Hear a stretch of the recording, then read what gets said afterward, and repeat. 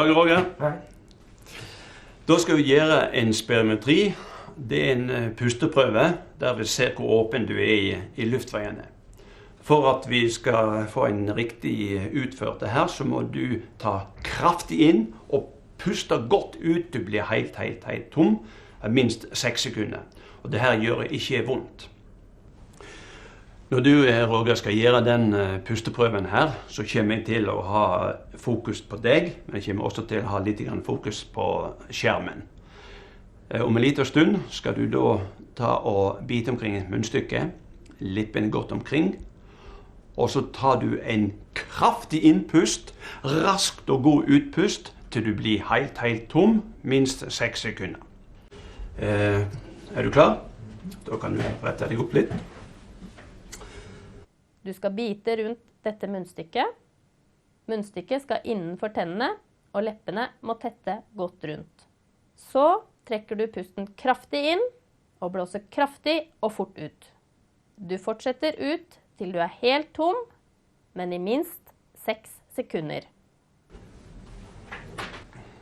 Tar du kraftig inn nå? Godt ut! Ut, kom igjen nå, Roger! Ut, kom igjen nå, ut!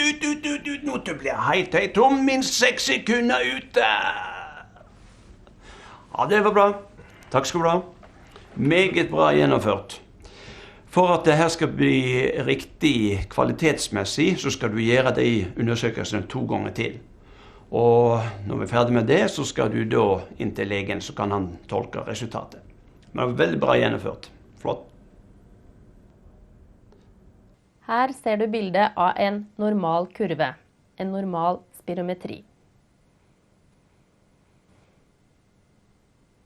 Her ser du bildet av en typisk kurve for en pasient som har kols. De viktigste variablene. PEF, Peak Expiratory Flow, den viser topphastigheten på luften som blir pustet ut. FVC, forsert vitalkapasitet. Den maksimale mengde luft som man klarer å puste ut etter at man har fylt lungene maksimalt.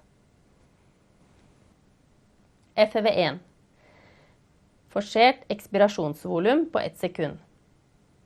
Det viser det volumet man puster ut i løpet av det første sekundet ved en maksimal utpust etter en maksimal innpust. FEV1 over FVC. FEV1-prosenten, eller total FEV1 over FVC. Det viser hvor mye man klarer å puste ut i løpet av første sekund i forhold til den totale utpust.